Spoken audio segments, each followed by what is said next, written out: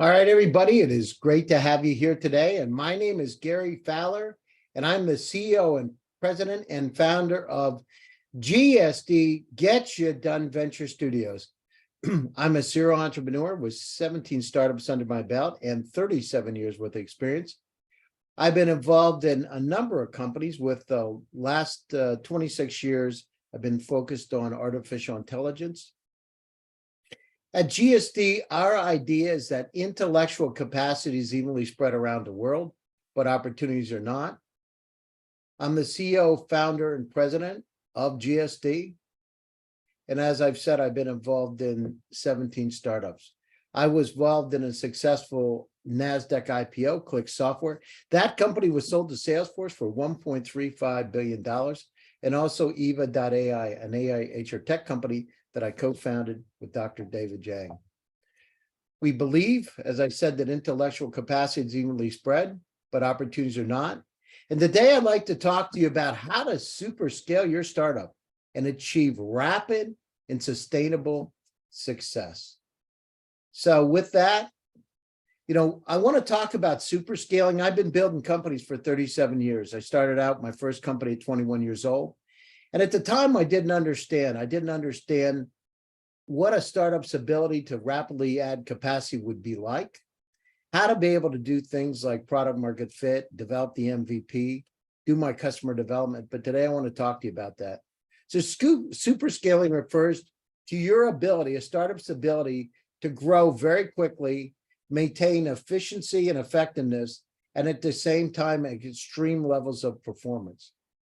The difference between super scaling, which I came up with recently, in fact, my recent article in Forbes coming out is on super scaling, and also regular scaling. So super scaling uses aggressive tech growth strategies, extreme expansion, look at the world as your oyster, how to be able to develop those contacts, those networks to be able to grow your business.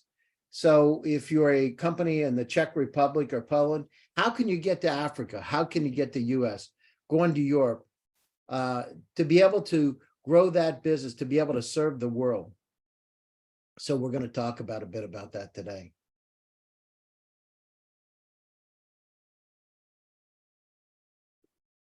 So what is the importance of super scaling for startups? Number one is think about what's happening right now. This is an incredible opportunity for companies that are dealing in areas like generative AI, ChatGPT. Think about what's happened. In 2020, I wrote one of the first articles in GPT-3. People said this is not going to happen. This is a pipe dream. It's not going to happen for another 10 years. Well, guess what? It's here now. And for each one of you that are here, being able to partake in that, being able to use those generative AI, ChatGPT, like capabilities in your startup can have an incredible impact on your business.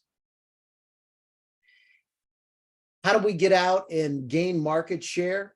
How can we do this quickly, effectively? How can we use our network to be able to do that? And at the same time, how can we achieve rapid growth and accelerate your trajectory? The one thing I see about startups a lot is that startups, many times because of being comfortable, stay in their local markets. They don't grow. They don't grow out of their markets. They never realize and unleash their entire capacity. Your job for every one of you is to allow that to be able to happen, to be able to grow your company in an incredible way, to be able to use the techniques and strategies we're going to talk about today. I've done these for the last 37 years. We took Click Software, was a little company from Israel, and we grew it from a 5-person organization, the company that was sold to Salesforce. You can do the same things. Hold on, I'm going to let a few more people in.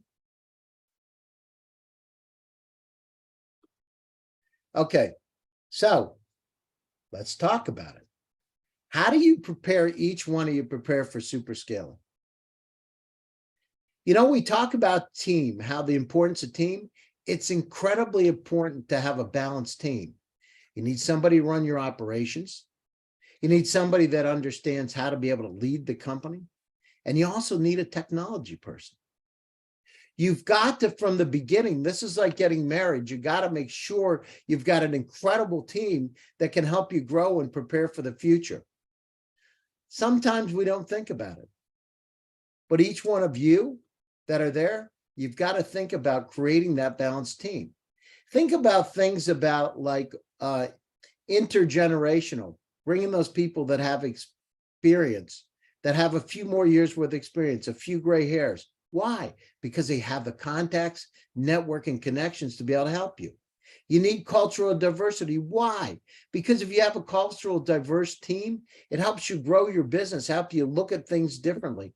As my friend Steve Jobs said, think differently. At the same time, automation and technology. Use those solutions to be able to help you grow. Use the Salesforce, the CRM. Go down through and use tools, Trello, all those tools that can be able to help you to manage that data. We are in, each one of us are state of infobesity. All of us here, all the companies, think about it. In your own personal cloud, you got about 300,000 items. The entire web in 1996 was 257,000 websites. You each have more information in your personal cloud than the entire web. How many times in the last 3 weeks has somebody said to you, I sent you a message, did you get it? Did you send it to Telegram, Slack? Did you send it to Signal, WhatsApp, Facebook Messenger, or one of your 4 or 5 or 6 or 7 email addresses? How many times has somebody said, did you get that email? Where did you send it? I sent it to your corporate address, I believe. Let me check. I can't find it. Send it again. You need those tools that are out there to be able to help you make sense of the world. Things like ChatGPT. You need those technologies to be able to put you ahead of the pack, not in the behind. You need to be able to automate to help manage this increased infobesity workload that we all have. Use those tools. It's better to spend a little bit more to have an incredible tool to help you get your reach than it is to be able to think and basically put your hands, sit on your hands, grow your business. It's time to invest in your business, grow it. Your business model, when you're designing it, make sure you're growing it and building it so that you're taking advantage of the potential for the growth for the future. Set it up properly. Go down through and look at things like patents. Go down through and set up a Delaware corporation. Use technology. Use the idea. We use Silicon Valley as a port to the rest of the world. Why? Because half the money in the world's located there. I'm not saying put your whole company in Silicon Valley. What I'm telling you is that it is a port that can help you get out to the rest of the world. Use it.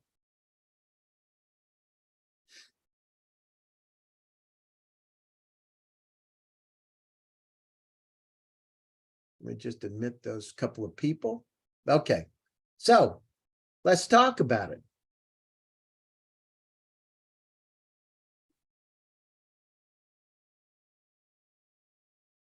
I talked about the team. I talked about tech and automation. I talked about a robust model. The other part of super scaling is go down through and use your customer development.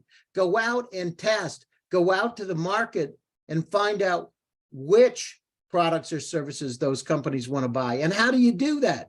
Interview them. Go out and talk to people. Say, what do you think of this? Develop a PowerPoint presentation before you build it and take it out and test. What I did with my company, Eva, which we just sold May 4th of last year, we went out to 50 different people and we asked them, what do you think about this? Would you buy this? Would you spend money on it? Why?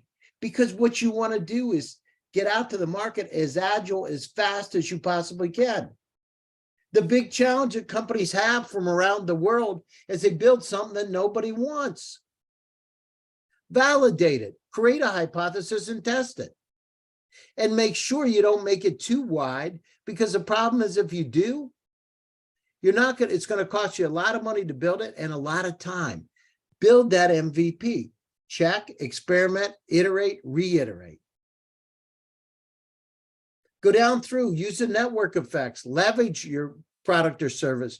where it can increase value to people. Use those partnerships and relationships that can get out to the market fast, quickly. Look for things like high margin products. I mean, probably part of the challenge that people have when they take in the products to the market is that when they do these, they don't come up with products or services with high margins to fund expansion. What they do is they say, well, I just want to get it out to the market. Look for those opportunities. I'm not saying you got to do it every time. And yes, sometimes you just got to get some products out as a POC to get them out so people can test it. But your job is for each and every one of you is look for those products, continually think about how to get that out. Use those partnerships, use the business development, use those connections to get your part out. Go down through and say, what kind of partner could I get so I don't spend so much money on sales and marketing?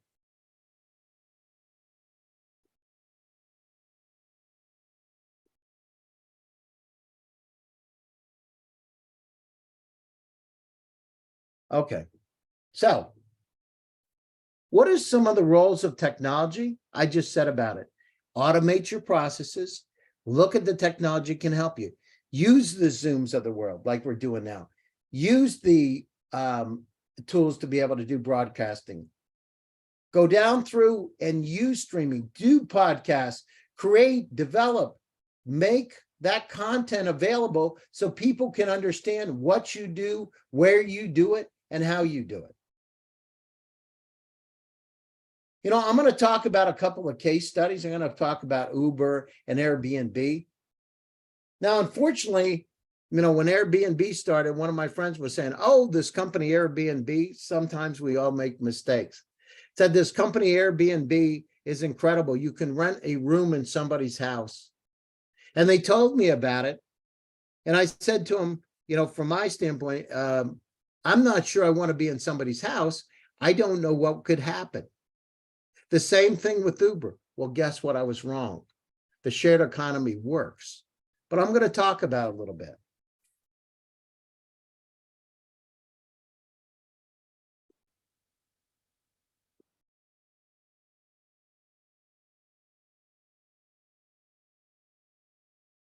Okay, so let's go down through. We're going to talk about we talked about the rapid experimentation, the network effects, the high margin. Let's talk about what is the role. The role is efficiency, as I said, the case studies we're going to talk about. What about overexpansion? Sometimes what we do is we bite off more than we can chew. We go global too early, go out and dominate a particular market. I'm not saying spend the rest of your life in a country and become a lifestyle business. What I'm saying is don't do it too rapidly so you're spending so much money that your burn rate is too high. You know, when you're going down through and super scaling a company, you've got to maintain a pace. Don't kill yourself. Be consistent.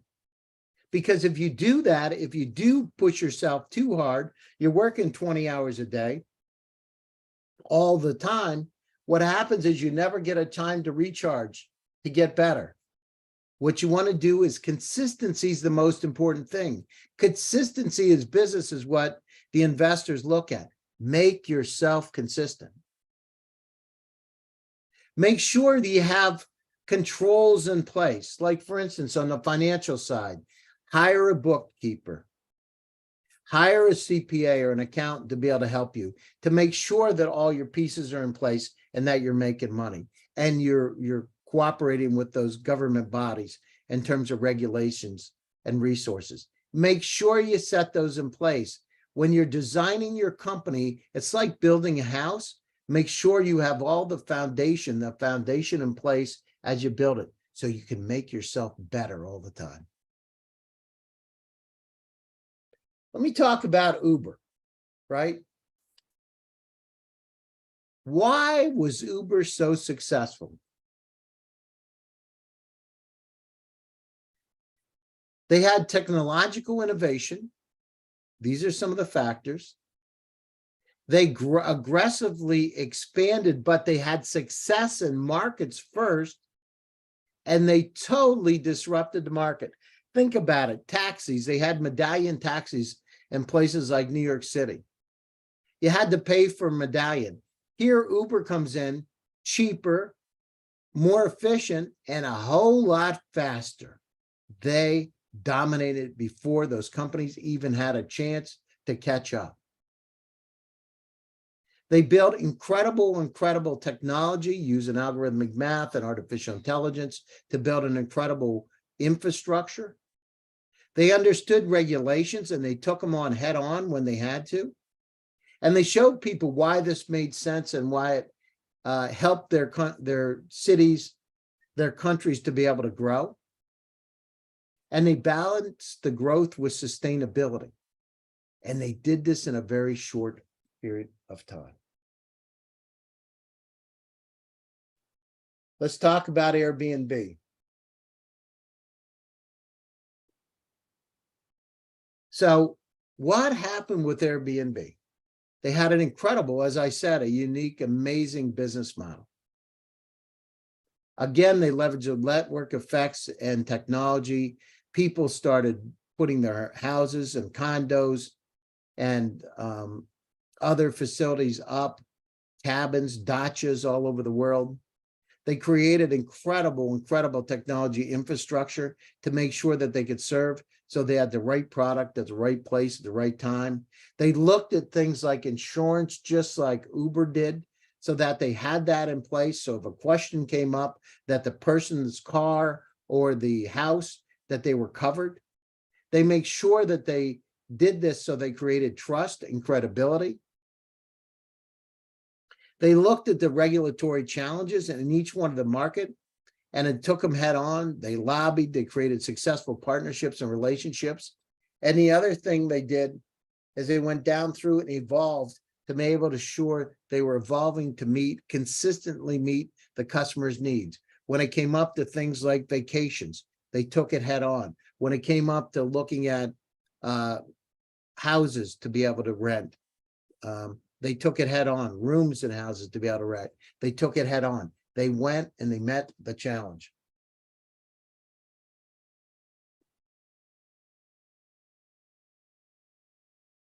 Now, for each one of you out there, what do you need to do in order to super scale your company?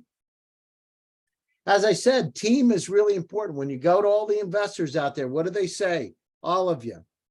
The first thing is the team. The second thing is they talk about is traction, right? You need to hire the right kind of people, treat them fairly and right so that they stay with you. You got to make sure that those people are supported and not just, they say with the carrot and the stick. You don't want to just beat them. You want to be able to understand and be empathetic to make sure they're growing with you through the environment. And the other things like stock options, to be able to give them a share in the equity of the company and experience success with the growth. On the risk side, you need to make sure that you identify what the risks are before there's an issue. And if you hit something that becomes a challenge or a problem, don't be afraid. Go out and hit it head on. It happens whenever you come into a market and you're growing very quickly, you're going to have things that come up that are roadblocks. Go down through, think about them. Don't react too quickly. Think, observe, and then react. Make sure that your growth strategies that you have, your startup, are directly in line with the market conditions and your strength. Match strength to the market.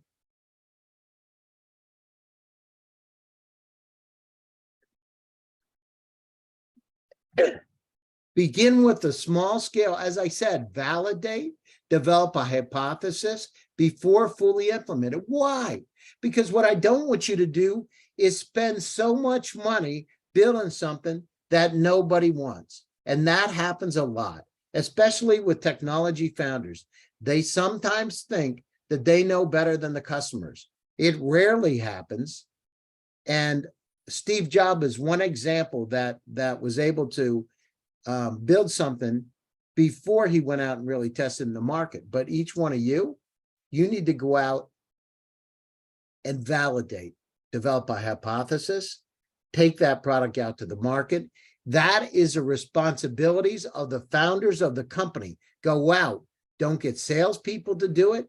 Don't get other folks to do it. Do it yourself as a founder. Why? Because you understand what's happening with the market and how you can pivot the company, how you can invest in other areas of the company to be able to support those customers and find out what they want. Every startup is different. These rules that we talked about the same.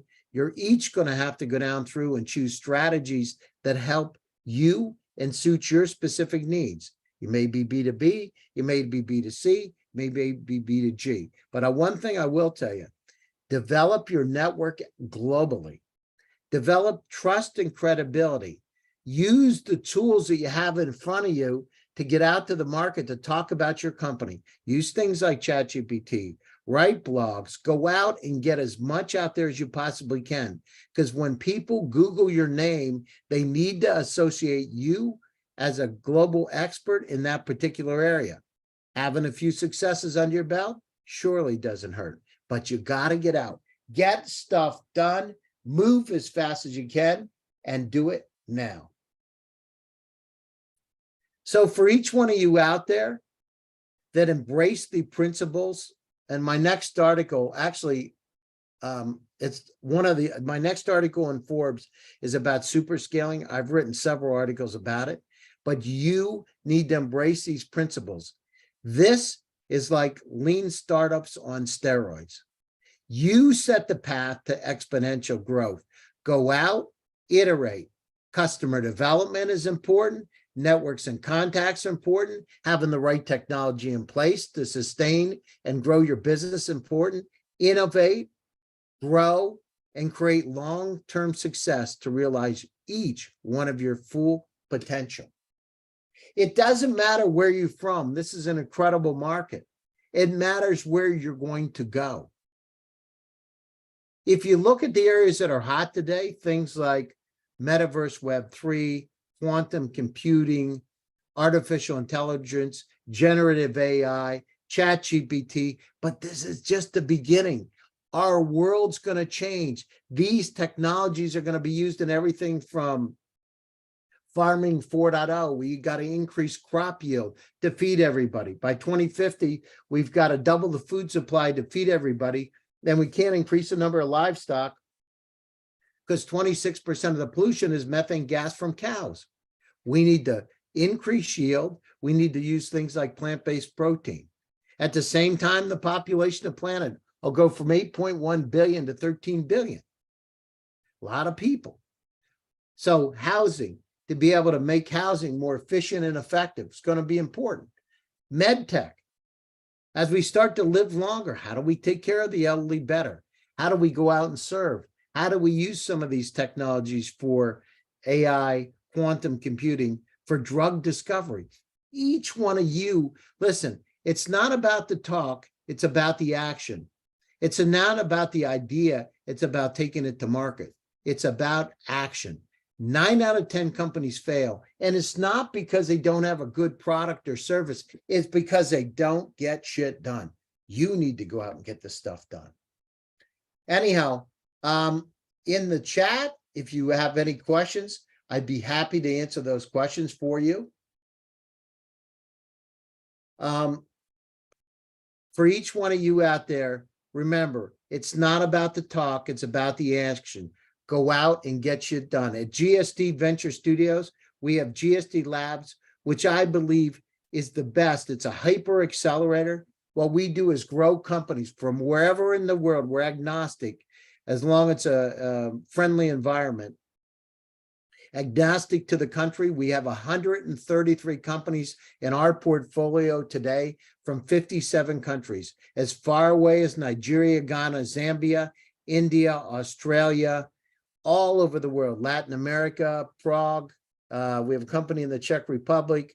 We have companies in the Czech Republic and Slovakia, Poland, Germany, Switzerland, Austria. The key is the companies, if they want to go global, we are Silicon Valley based, we can help.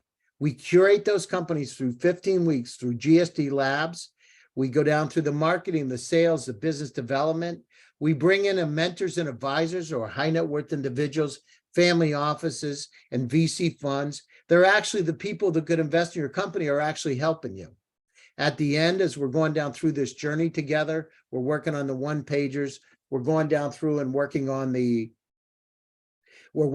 your pitch, your rock the pitch. We're working on your deck. We're helping you. And as we're curating this, as the market is today, it's to curate it so that you can also develop a unicorn. So I've actually been involved for 37 years in building companies. And one of the things that I found is that having somebody that has many years, teams that have many years of experience is really important. So what I'm looking for is the best companies in the world. We're kind of like a unicorn stable. So we take them as young colts, young horses, and help them, nurture them to be able to win the race. So this last 15 weeks, our program, we have 2 sessions per week. Each one of the sessions run an hour in terms of being there. We have about another hour and a half worth of work. And then we have a half-hour session directly with me. It's not like any of the other early stage accelerators. It's a hyper accelerator, super scaler. We're looking for companies that want to go global, that agnostic into their area, that want to reach a market worldwide. We get down through everything from sales, marketing, business development. As I said, we deal with a lot of family offices. We deal with 1,400 family offices. We deal with over 10,000 different investors. I've been doing this a long time. We have a lot of visibility out there. People come to us, the investors come to us because they want the best curated deal flow in the world. You can each do it. But listen, it's not about the talk, as I said, it's about the action. Go out and take the step forward. You'll kick yourself in the butt if you look at it for things like generative AI today. That's an incredible opportunity to incorporate in a real way those kinds of technologies into your company. Do it now. If you go out to the marketplace and you don't do it another 2 years when everybody has it, you're going to be saying, oh, I wish I would have done it. I had this wonderful idea. Get the stuff done. Just do it. So as somebody asked me, is there a cost to join? The way we have it set up, it's a lot different. It's we don't take any equity in the front end. We say it's like dating before you get married. We're not for everybody, and I don't want to be. We only take up to 7 companies inside of GSD, each cohort that we have. I personally run it. Jacques Fu is my partner, the CTO. He just had an exit of 1.4 billion. His exit was with Stacks. Mike Engel is also a partner, a former top guy at PwC and RPA and AI, emerging technologies. So I'm not taking any equity in the front end of this thing. Again, it's like dating before you get married. The companies we have in there across the board tell me they're 2 to 3 years ahead of where they were coming into the program. We are also potential investors. I have a family office. I don't know when we get started in this process if I'm going to invest or not. Maybe it's better for another family office or a VC fund, but coming into it, we're interested. We're interested in companies because that's how we make our money. We look for companies that have that potential where we can have significant exits. I've been involved in NASDAQ IPOs. I've been involved in a number of exits. I've worked with, I have founders, my co-founder in my company, Zemply, is a Stanford MBA. We started out in California, but we have companies from all over the world. Today, as I said, 57 countries, 133 companies, but they are the best, in my opinion, the best of the best. Each one of you that are out there, if you want to do it, if you want to move forward, again, I'm happy to talk to you. I'm looking for companies. Generally, the companies that work best for us are companies that have some revenue. They're ready to go global, and they're looking for a partner that can help them have incredible growth. That's where we are. So anyhow, I thank each and every one of you for taking time out of your busy schedules today to join us.